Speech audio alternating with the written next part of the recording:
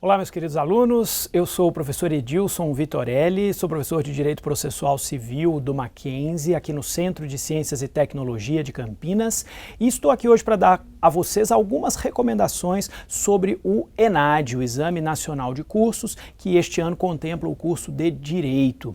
Você que está no fim do curso será solicitado a realizar o ENAD no final desse ano, lembrando a você, em primeiro lugar, que o comparecimento ao exame é obrigatório. Se você não comparecer, você não terá o seu diploma do curso emitido. Então, marque no seu calendário, não deixe de ir ao ENAD. Por que o ENAD é importante? O ENAD é importante porque ele é um exame a partir do qual os cursos são avaliados e são divulgados para o mercado enquanto qualidade, enquanto elemento qualitativo. Então, embora você não tenha especificamente a sua nota divulgada, não há um ranking de alunos, há um ranking de universidades. E você sabe que o nome da sua universidade, que é esse nosso querido nome do Mackenzie, estará no seu diploma de graduação. Então é muito importante que você se dedique ao Mackenzie, se dedique ao ENAD, porque quando o nome do Mackenzie estiver no seu diploma, você terá a qualidade certificada pelo ENAD para além desses nossos 148 anos de história que tanto nos engrandecem. A qualidade do nosso curso e, consequentemente, o reconhecimento que o mercado terá do seu diploma depende, entre outros fatores, da sua avaliação no ENAD, do seu desempenho no ENAD. E é por isso que nós contamos muito com você para que leve a sério o exame, para que se empenhe no exame, porque eu tenho certeza que, no futuro, isso pesará positivamente na avaliação que o mercado fará do seu próprio diploma, da sua própria formação. Algumas recomendações sobre a prova do ENAD. Primeiro, chegue com antecedência. As pessoas chegam com dias de antecedência para comprar ingresso para o show do Justin Bieber e não querem chegar no horário quando é para fazer uma prova que você só vai fazer uma vez na vida e que pode mudar a história da instituição na qual você estuda. Chegue com antecedência, não deixe para fazer as coisas na última hora. Os locais de prova correntemente ficam cheios, ficam lotados, então não se perca nessa correria do último minuto. Esse é o ponto principal. Ponto número 2, leve várias canetas, caneta preta, é preciso levar caneta preta, leve um material adequado para que você não passe nenhum tipo de estresse com questões periféricas, questões com as quais você não deveria estar se preocupando naquele momento da prova. A prova tem duração de 4 horas.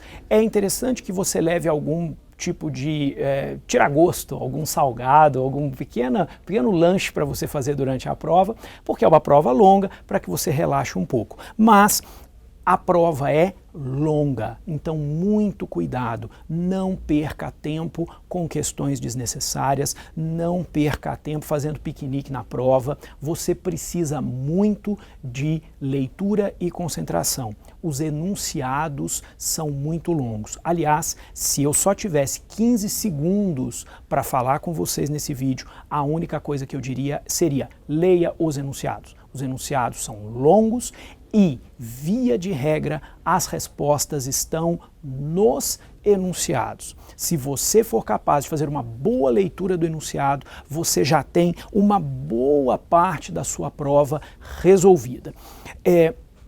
Não esqueça disso. Vá para a prova pensando: eu preciso ler os enunciados, eu preciso ler os enunciados. Lá no final da prova, você vai encontrar um questionário de percepção da prova, para dizer se você achou a prova fácil, achou a prova difícil. Esse questionário você não precisa se preocupar, ele pode ser preenchido rapidinho, sem perder muito tempo, porque ele não pontua na prova. Se você tiver dúvida, marque D de Deus em tudo e vai para frente. O importante são as respostas das demais questões. Nas demais questões, você vai ter tanto questões objetivas de múltipla escolha, quanto questões subjetivas, abertas. Você deve se dedicar às duas. O peso tanto das objetivas quanto das subjetivas é muito grande. E todas têm um enunciado de bom tamanho. Os enunciados são grandes, então dedique-se à leitura dos enunciados. Professor, eu devo fazer rascunho das questões abertas? Se você quiser fazer rascunho, lá no final da prova, você vai ter algumas folhinhas que permitem que você faça esse rascunho, já algumas folhas brancas. A minha recomendação é que você não faça rascunho. O tempo de prova não é grande o bastante para isso, mas faça tópicos da sua resposta. Não faça um rascunho inteiro, corrente. Faça tópicos, eu quero dizer isso, isso, isso e isso. Se você fizer isso, você vai ter uma situação de muito maior conforto no desenvolvimento dos enunciados, dos questionamentos.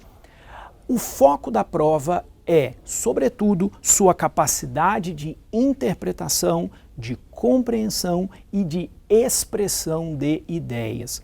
Há muito pouca cobrança de conteúdo puramente dogmático. É uma prova bem diferente da prova da OAB. Então não se preocupe em ficar decorando detalhezinho, decorando prazinho, decorando exceção, porque não é isso que será cobrado no ENAD. O que será cobrado é a sua compreensão geral, é o seu tratamento geral das questões e de interpretação e expressão de ideias. Por conta disso, de maneira geral, as matérias mais importantes são Constitucional e Direitos Humanos. É uma prova focada na formação humanística do aluno, na compreensão dos direitos humanos e do papel que os direitos humanos desempenham no ordenamento jurídico, do papel que a Constituição desempenha no ordenamento jurídico. Faça uma boa leitura geral dessa matéria, da sua compreensão geral dos princípios da Constituição, das normas gerais, da proteção das minorias, da proteção da questão eleitoral. Nós estamos em ano eleitoral, com certeza vamos ter alguma questão relacionada à ficha limpa, à prisão em segundo grau, a questões atuais que nós tivemos no Brasil nesse ano de 2018. Não deixe de dar uma olhada nas provas anteriores. Eu estou deixando para vocês o link, lá no site do INEP, portal.inep.gov.br/provas e gabaritos 3. Você encontra lá todas as provas e todos os gabaritos para você ter uma ideia. Ninguém vai para uma prova sem ter a mais mínima ideia do que vai encontrar lá. Lendo as provas anteriores, você vai ter uma noção de como o que vai acontecer com você, como vão ser apresentadas as questões, como elas serão distribuídas e o que se espera do aluno. Lá você vai ter tanto o gabarito das questões objetivas quanto a estrutura geral das questões subjetivas, o padrão de resposta das questões subjetivas. As questões subjetivas são, de modo geral, em 15 linhas. E, como eu já disse, leia os enunciados com atenção. É muito importante que você não perca os enunciados. E para a gente praticar isso um pouquinho, eu trouxe aqui para vocês duas questões. Uma questão aberta e uma questão de múltipla escolha. A primeira questão aberta foi uma questão que enfocou a situação da Malala, ganhadora do Prêmio Nobel, isso na última prova que o direito foi cobrado, que foi 2015. O texto nos dizia o seguinte: a pesquisadora Malala, a paquistanesa Malala, de 17 anos de idade, ganhou o Prêmio Nobel da Paz em 2014 pela defesa do direito de todas as meninas e mulheres de estudar. Abre aspas, nossos livros e nossos lápis são nossas melhores armas. A educação é a única solução, a educação em primeiro lugar, afirmou a jovem em seu pronunciamento público na Assembleia de Jovens da ONU, após o atentado em que foi atingida por um tiro ao sair da escola. Recuperada, Malala mudou-se para o Reino Unido, onde estuda e mantém o ativismo em favor da paz e da igualdade de gênero. O questionamento é: a partir dessas informações, redija um texto dissertativo sobre o significado da premiação de Malala na luta pela igualdade de gêneros. Em seu texto, aborde os seguintes aspectos. Tópico A, direito das jovens à educação formal, e B, relações de poder entre homens e mulheres no mundo. Veja, uma questão absolutamente não dogmática. Não te perguntou o que está na lei, não te perguntou qual é o prazo, não te perguntou se a ação penal é pública, condicionada ou incondicionada. A ideia é a sua compreensão. Lembre-se que isso é um texto dissertativo, então a estrutura deve ser um pequeno parágrafo introdutório, um ou dois parágrafos de desenvolvimento da ideia, geralmente um parágrafo de apresentação da ideia e outro parágrafo de desenvolvimento, e um parágrafo conclusivo. Então, um texto de 3 ou 4 parágrafos, desenvolvendo a ideia com uma pequena introdução, um desenvolvimento mais amplo e uma conclusão. Muito importante que você siga essa estrutura. Lá no padrão de respostas, que o INEP nos disponibiliza, dizia que o estudante deveria, no item A, enfocar, vejam, alguns dos seguintes argumentos e exemplos possíveis. Não há um gabarito fechado. O padrão de resposta segue algumas das possibilidades. São elas: todo cidadão tem direito à educação com base no texto da Constituição, direito à educação apoiado no Estatuto da Criança e do Adolescente, direito à educação apoiado na Declaração dos Direitos Humanos, universalização de direitos, educação como ponte para o aprimoramento das ideias, reflexões críticas a respeito de situações em que se observa obstáculo ao livre acesso à educação, vinculação entre educação e paz social. E quanto ao item B, violência física e psicológica contra a mulher, incluindo a Lei Maria da Penha no caso específico do Brasil, tolerância e intolerância a vestimentas, trajes, comportamentos socialmente estereotipados, aspectos socioculturais que impõem à mulher uma condição de submissão na sociedade, igualdade e desigualdade de gênero, por exemplo, no mercado de trabalho, e ideais de liberdade, igualdade e fraternidade, referência a esses ideais como possibilidade de equilibrar as relações de poder entre homens e mulheres. Então vejam que não é nenhum bicho de 7 cabeças, a questão é a sua capacidade de expressão crítica das ideias. Vamos fazer uma múltipla escolha agora? Olha só essa questão de múltipla escolha. Foi uma questão sobre direitos dos índios. E aí você já se assusta e fala: nossa, eu não vi isso na faculdade. É o primeira recomendação: leia o enunciado e mantenha a calma. Não importa se você não viu isso na faculdade, você vai ter um enunciado que vai te guiar. Eu escrevi um livro inteiro sobre o Estatuto do Índio, que eu até trouxe para mostrar aqui para vocês, que é este livro. Escrevi o livro inteiro sobre isso. Sabe quantas páginas desse livro de 500 páginas você tinha que ler para responder essa questão? 0. Você não precisava nem ser formado em direito, nem ser estudante de direito para responder essa questão. Bastava que você lesse o enunciado, tivesse atenção e bom senso. Vamos ver o enunciado. O enunciado é uma ementa de um julgado do Supremo Tribunal Federal, que diz o seguinte: a configuração de terras tradicionalmente ocupadas pelos índios, nos termos do artigo 231 da Constituição, já foi pacificada pelo STF com a edição da súmula 650, que dispõe que os incisos 1 e 11 do artigo 20 da Constituição não alcançam terras de aldeamentos extintos, ainda que ocupadas por indígenas em passado remoto. 2. A data da promulgação da Constituição, 5 de outubro de 88, fazendo 30 anos aí a nossa Constituição, é referencial insubstituível do marco temporal para verificação da existência da comunidade indígena, bem como da efetiva e formal ocupação fundiária pelos índios. 3. Processo demarcatório de terras indígenas deve observar as salvaguardas institucionais definidos pelo Supremo, no caso Raposa Serra do Sol. 4. No caso, laudo da FUNAI indica que há mais de 70 anos não existe comunidade indígena e, portanto, posse indígena na área contestada. Na hipótese de a União entender ser conveniente a desapropriação das terras em questão, deverá seguir procedimento específico, com o pagamento de justa e prévia indenização ao seu legítimo proprietário.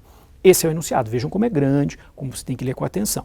E a partir desse enunciado, você tem que julgar 4 assertivas. A primeira delas é: no caso julgado pelo STF, considerou-se que as terras não eram tradicionalmente ocupadas pelos índios em razão de nelas não haver comunidades indígenas em 1988. Pessoal, está escrito isso no enunciado. Olha só, vou reler. No caso, laudo da FUNAI indica que há mais de 70 anos não existe comunidade indígena e, portanto, posse indígena na área contestada.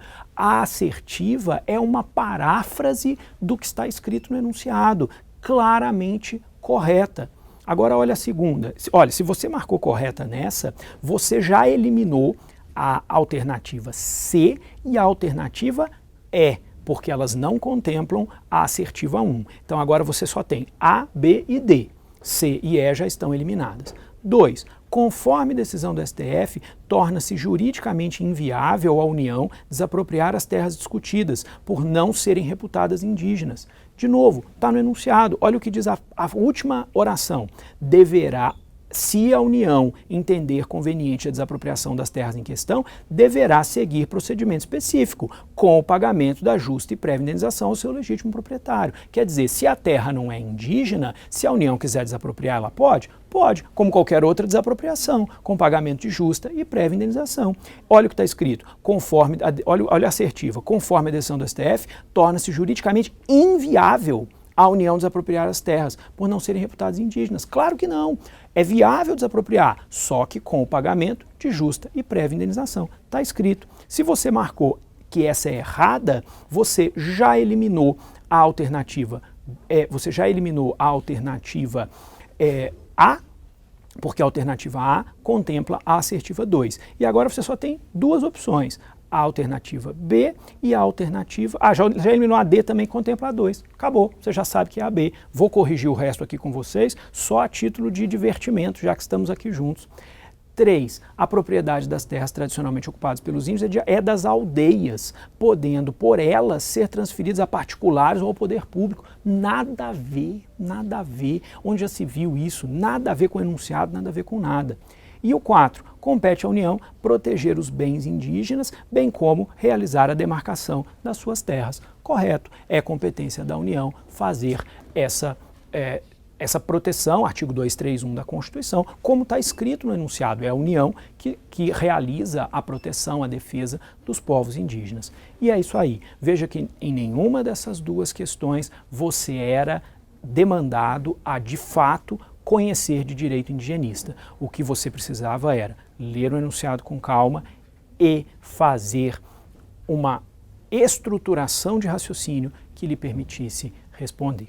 Certo? Então, eu espero que você tenha muito boa sorte no seu ENAD e que você consiga ter o melhor desempenho possível nessa prova que vem aí. Mantenha a calma, leia os enunciados, mantenha a calma e vamos juntos. Um abraço, até a próxima.